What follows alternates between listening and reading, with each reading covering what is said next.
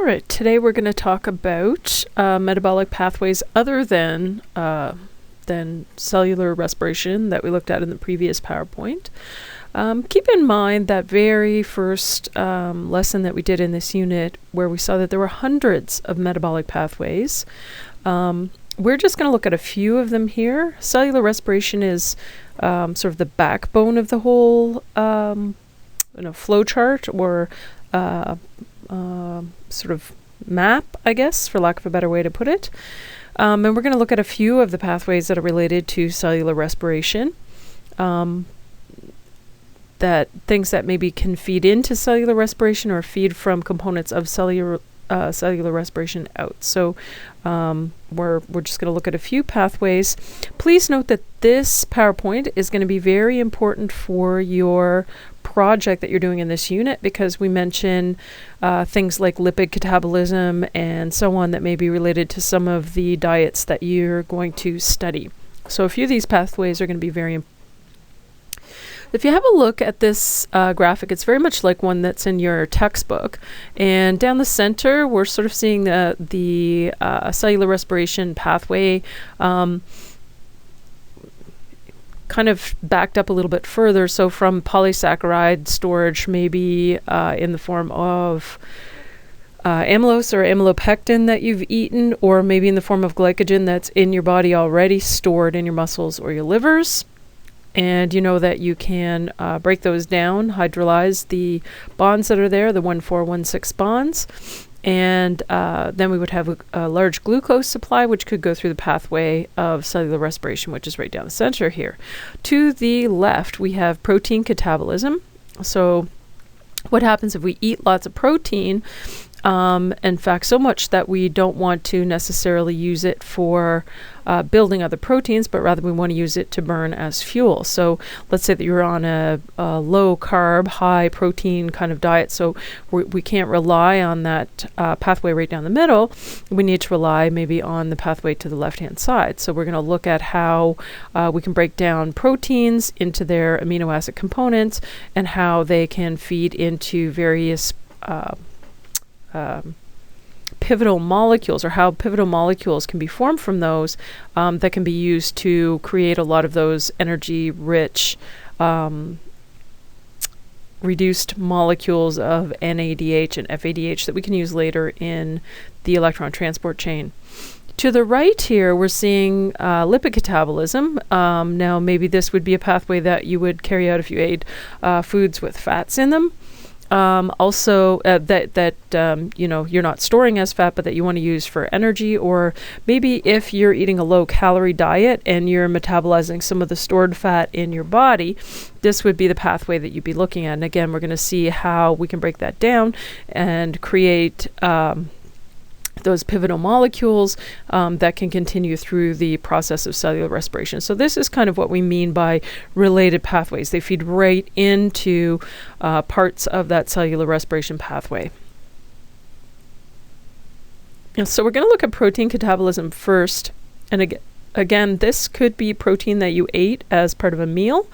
It could also be if you're in the circumstances where food is very scarce and your body has used up all your fat and glucose stores, it's possible that your body may start converting muscle into energy to carry out essential processes in your body. So it can be used for energy. So just think about the process of polymerization that we learned about. Think about that in reverse. So instead of taking a lot of amino acids to get and kind of sticking them together, we're going to break down those polypeptide chains. We're going to hydrolyze them, so add the water back in so that we get individual amino acids. And again, we're following that sort of flow chart pathway down the left-hand side of this diagram. And the amino acids that are generated, we know are going to be unique because of the side chain. They can be digested just like any other food.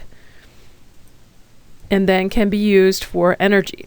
So if we're going to be using those amino acids for energy, the first thing we want to do is deaminate them.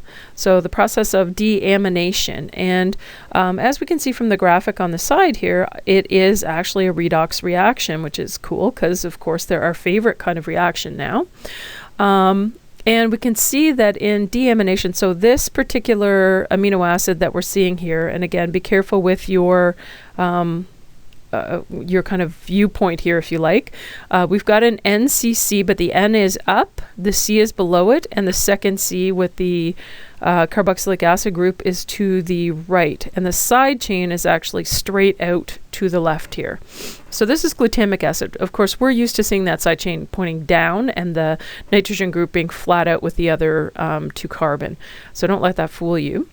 We can see that there's NAD available, and remember this is the oxidized form of NAD, and in an enzymatically catalyzed reaction we are going to do a little rearranging here, and you can see that highlighting some oxygen from the water here, so both of these components would fit into our enzyme, and the electrons are being pulled from the glutamic acid water combination, and they're being used to reduce NAD plus to NADH, and we're aware that that molecule can then be used in the electron transport chain to generate ATP.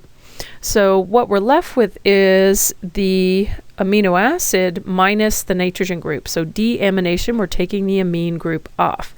As a result, we see that we've got to the right here, right bottom in I guess kind of green color, we've got ammonia, which is going to eventually leave the body as urine. And ammonia is not a very good thing to have floating around our bloodstream, and we take care of that pretty quickly in the liver. So again, deamination is oxidative reaction. So we've got the glutamic acid, the amino acid in this case, being oxidized. We've got our intermediate NAD being reduced. And this reaction itself occurs in or can occur in all tissues, but especially occurs in the liver tissue because that's the area where we're going to take care of that ammonia, which is not good for us. All right, so once we've got rid of the amine group, the components that are left, that would be the carbons and whatever was on the side chain, they can enter the pathway of cellular respiration at various locations depending on what that side chain was. So depending on carbon number and so on, the amino acids can, and if I know there's a few things on this diagram, but if you follow the amino acids, some amino acids will convert into components that can enter glycolysis. Some will be able to enter as pyruvate, which was a 3-carbon molecule, you remember. Some can enter as components of the Krebs cycle, so some of the intermediates of the Krebs cycle. So at any one of those locations, we can have some of those parts of the amino acid enter and then be used to create however much energy can be created from that point on in the cycle. So again, already some energy made available by the reduction of NAD. And then more here as it enters the pathway. So again, that depends on the amino acid, where exactly it's going to be able to enter that pathway. For lipid catabolism, and again, the conversion of fat for energy is a pretty common one. You can either take fat in or you can metabolize fat that's already stored in your body. And we're aware of the structure of those things. We've got our glycerol molecule that's been attached to 3 fatty acid chains to form our triglyceride. And they are the most abundant dietary lipids that we take in. And again, we understand that they are quite abundantly stored in the body in adipose tissue and can be converted pretty easily, or we can use fats that we take in from our foods. So in order to break fats down to use as as material that we can break down to create ATP, so take electrons off to reduce NAD and FAD and use those electrons to be able to pump hydrogen so that we can form ATP. We've got a couple of steps to take here.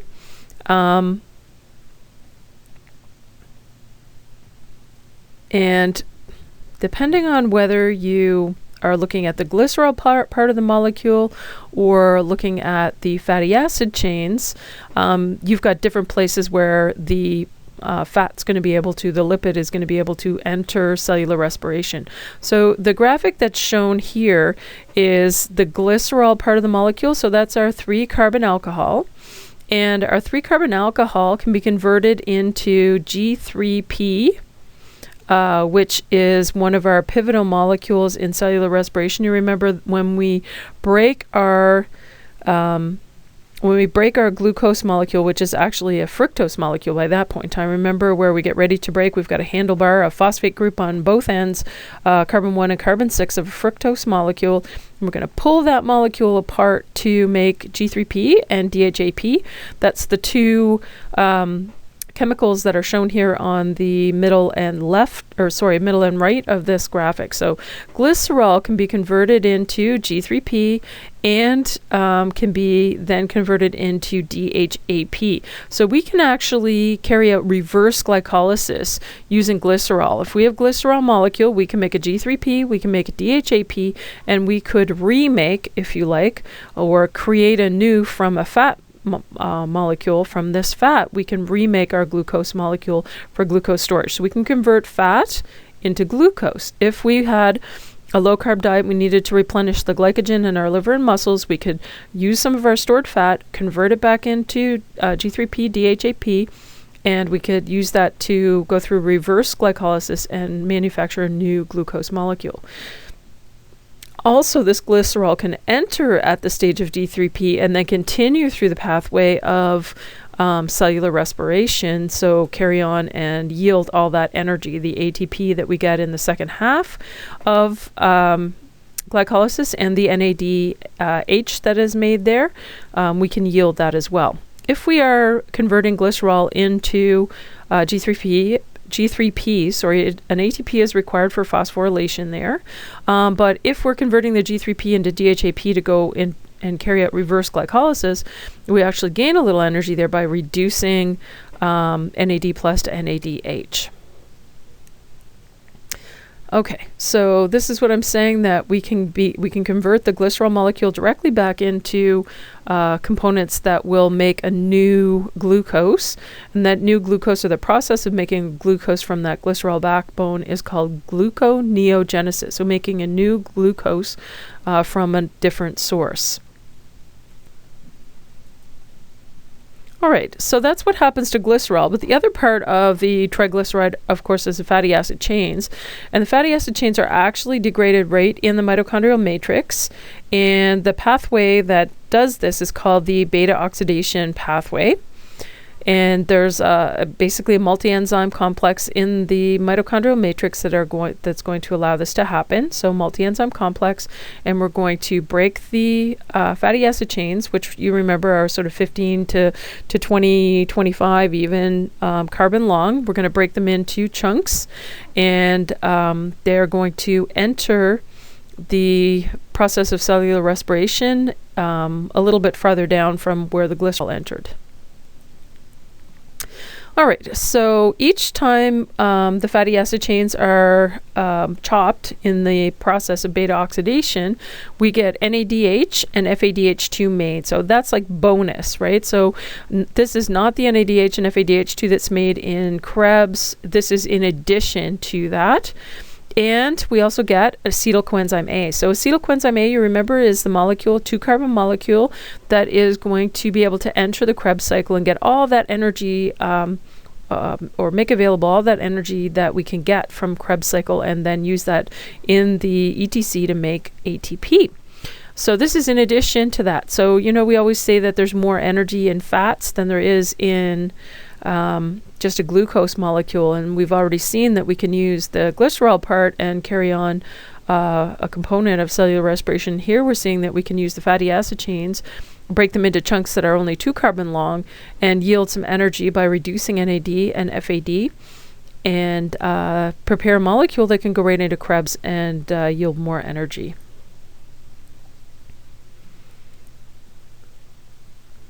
Okay. And again, that's all we're talking about here is this idea that we're getting lots of energy from this, and that we are able to carry on and enter the Krebs cycle. So the TCA, don't forget, TCA here is talking about the Krebs cycle, the citric acid cycle. They all mean the same thing, so don't let the TCA fool you. That means Krebs cycle. All right, so what happens, so we've done protein catabolism, we've done lipid catabolism. What we're going to look at here is what happens in critters that carry out cellular respiration but don't actually have oxygen available or don't require oxygen. In fact, there are some critters that will die in the presence of oxygen. So how do they get their ATP? If they don't have oxygen, obviously a lot of the process of cellular respiration that we talked about is unavailable to them. Do they just go as far as producing pyruvate and that's it? That's their waste product? What happens? So if you have a look at our diagram here, this is quite a great diagram. We can see glucose starting at the top that's moving or going through some kind of process. We know it's glycolysis to produce pyruvic acid. And we can see here that NAD is being reduced to NADH. And if this was an aerobic pathway, that NADH would be delivered to the mitochondria, and it would be used to, again, help make ATP. In this case, we're looking at, again, critters who are working in conditions that don't have oxygen or are basically in a situation where they or have a lifestyle where they don't have oxygen or can't tolerate oxygen. So we're going to look at some processes here. This is a good picture because it shows us some of the things that can happen after that as a result of this next step after pyruvate, which in all of these cases, basically we call fermentation. So there are some processes where we are going to produce lactic acid. That happens in us and in lots of bacteria. And lactic acid gives us muscle pain, but also is very important in the making of all kinds of dairy products and fermented products like soy sauce, yogurt, and cheese.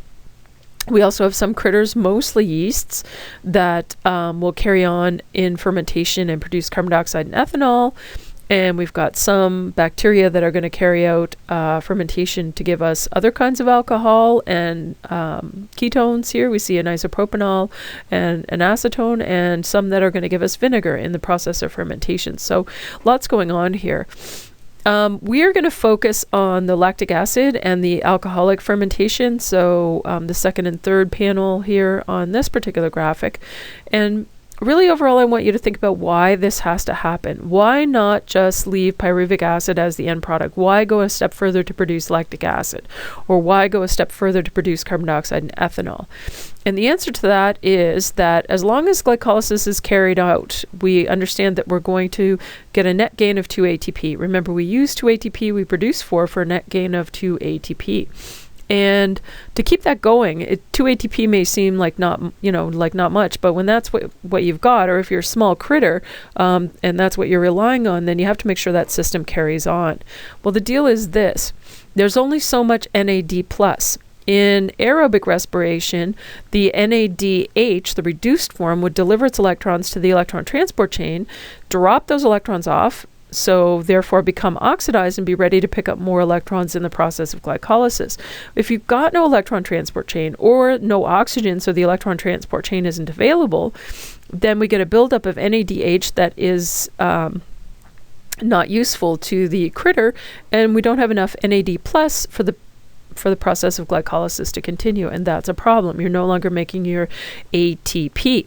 So you need a way to oxidize NADH back to NAD+, and that's what all of these processes do. They give a pathway for those electrons to be removed from NADH, so NADH becomes oxidized back to NAD+, and that's the purpose. Okay, so again, why anaerobic? All those prokaryotic critters like bacteria, they don't have a mitochondria, so obviously there's no point to them having oxygen. So maybe they can tolerate oxygen, but it doesn't do them any good in terms of respiration.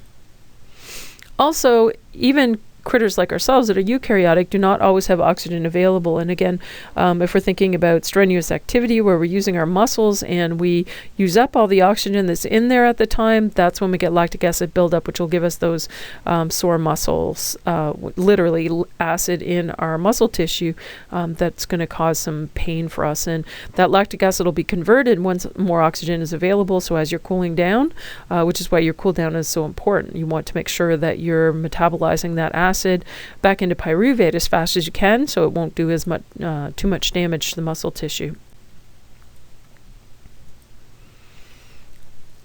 All right, so this is what I was speaking about a little bit earlier. Glycolysis is an anaerobic process, so it happens without the presence of oxygen, but we need to make sure that we have NAD+ available in order for that process to continue so that we can yield our ATP. All right, so as we're saying, the glycolytic pathway is dependent on recycling that NAD the reduced form back into NAD+, the oxidized form. Otherwise, it will be stopped at step 6, and the 2-ATP that this critter is depending on is not going to be made. So what happens is, if there's no next step after, if there's no oxygen available for that conversion, then whatever the critter is has evolved some sort of method for transferring those electrons to another kind of molecule instead of to the electron transport chain so that we can reuse the NAD+ to carry on glycolysis.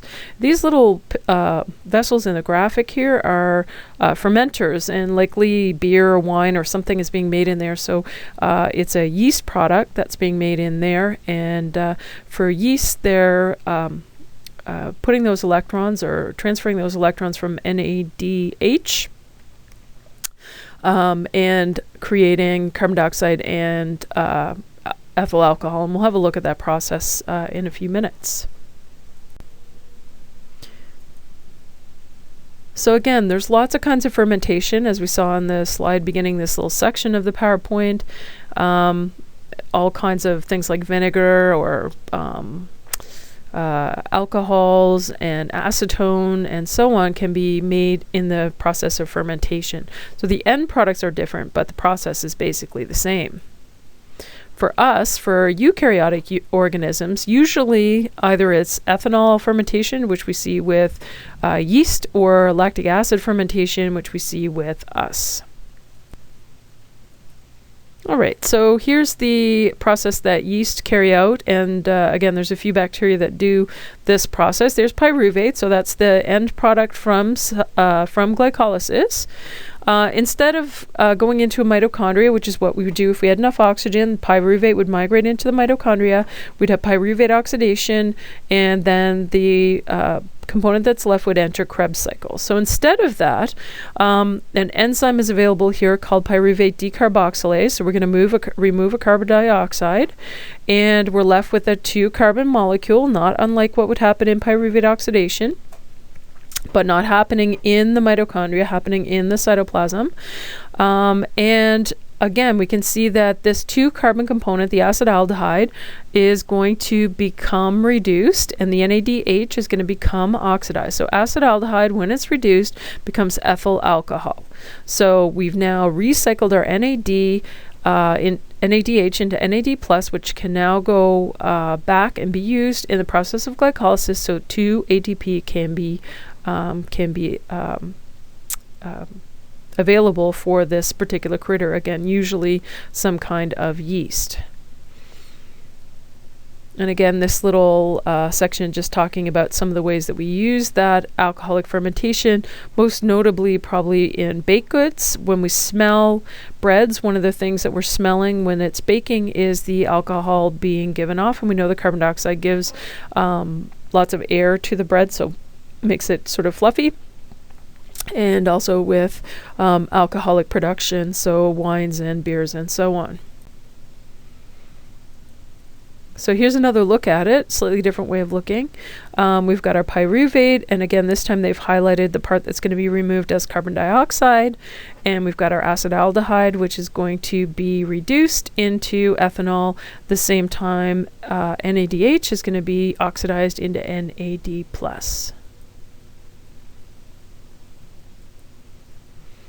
All right, lactic acid fermentation, a similar process, the same point, right? We're doing this with the same end point in mind. Pyruvate, in this case, again, is not migrating into the mitochondria. Instead, this is happening in the cytoplasm. And rather than carbon dioxide being given off, so we see there's no carboxylase enzyme here. Here we've got a dehydrogenase enzyme, so related to or looking at hydrogens rather than at carbon dioxide, and we're going to be taking the hydrogen and the electrons from NADH and plunking them right onto pyruvate, and we can see where the hydrogen is added. We've broken a double bond there, and what happens with that conversion, breaking the double bond, adding the electrons and the hydrogen, we convert pyruvic acid or pyruvate into lactic acid or lactate. Again, and that's what happens in our bodies when we're low on oxygen. The good thing about this is it regenerates the NAD+, so NADH is oxidized back into NAD+, and the NAD+ is available for glycolysis to continue. And again, for us, usually we're seeing this when we're carrying out intense physical exercise, intense enough that we cannot replenish the oxygen supply in time. The lactate is produced in the muscles and sent to the bloodstream, and then in the liver, when oxygen is available, and it can happen in other places, but the liver is the main place this works, we can convert back into pyruvate. So in the muscle, pyruvate's being reduced into lactate, and in the liver, lactate is being oxidized into pyruvate and carrying on the process of cellular respiration again, or releasing glucose into the blood so that it can return to the muscle cell and be used to produce ATP. So gluconeogenic again, regenerating the glucose. This is known as the lactate cycle. This is kind of a good diagram showing that exchange going on there between the liver, the muscles, and the bloodstream. And again, in the muscle, the glucose is being used in glycolysis, converted to lactate because there's not enough oxygen to have the pyruvate enter the mitochondria, and lactate's being transferred through the blood to the liver, where it, when oxygen is available, is being oxidized back into pyruvate, and then can carry on the process of producing glucose and cellular respiration and transport it back to the muscles, where it can be used for cellular respiration, to use for the energy that we need.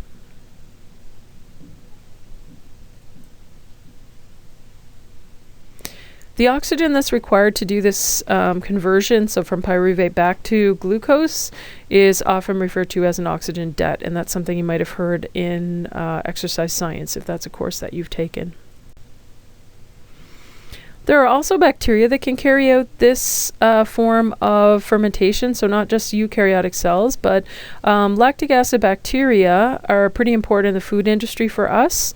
And some of these, especially the lactobacillus, I think you've probably seen that on labels for yogurt. Often there's a live culture in the yogurt that you're eating. It's also used for making cheese, sauerkraut, and certain partially fermented sausages. So very important in the food industry. There's also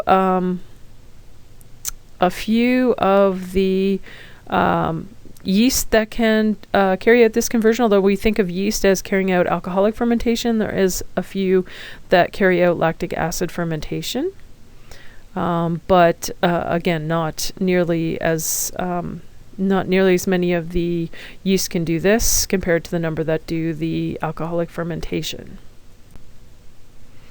All right, so what happens after all these pathways and ways to get energy? We saw how cells can still continue to use glucose even if they don't have enough oxygen to be able to go through the complete process of cellular respiration.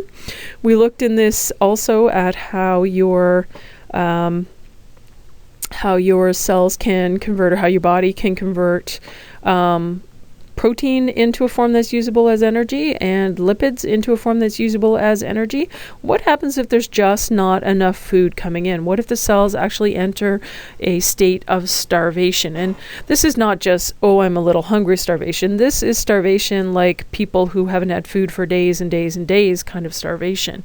And what will actually happen is that if nutrients are unavailable and the other pathways have been basically used as far as they can be used, the cell will actually start to digest itself. So, again, for eukaryotic cells such as ourselves, if we have a whole long time that we go without some kind of food to carry out some of the pathways that we talked about already, the cells will start to digest some of their own components. And what will happen is that we'll have autophagosomes that are going to be formed where you've got some cellular components that you're not using. They're going to fuse with a lysosome, and you remember a lysosome is a vesicle or a vacuole that has digestive enzymes inside of it. So in this case, what we're seeing is that this autophagosome is going to be become fused with a lysosome, and digestive enzymes are going to be used to break down those components that are made of, right? All those components are made of lipids and proteins that can be used in the lipid and protein catabolism that we talked about earlier. Here's a picture of one. In this autophagosome, we can see there's a mitochondria and some other cellular components in there. The word itself means self-eating, and that's what we're talking about here, where we get autophagosomes that are linked to lysosomes and form a structure called an autolysosome, which is where that digestion is going to take place. And the material that's digested there can be used to carry out cell function a little bit longer, hopefully not too long. If the cell doesn't receive food fairly soon, that's not going to work out for long, and the organism will suffer death from starvation. But it's a little bit extra, gives us a little bit more time to hold out to find some food. Obviously not a condition that's favorable in any way, shape, or form. All right, folks, that's the end. I do want to mention, and I should have done this at the beginning, that there's rearranged a few of these slides, so your actual fill-in-the-blank sheet, the first couple kind of flip to the end. So if you're having trouble finding those, hopefully you got them by the time you finish the PowerPoint. Please prepare any questions that you have for class on the day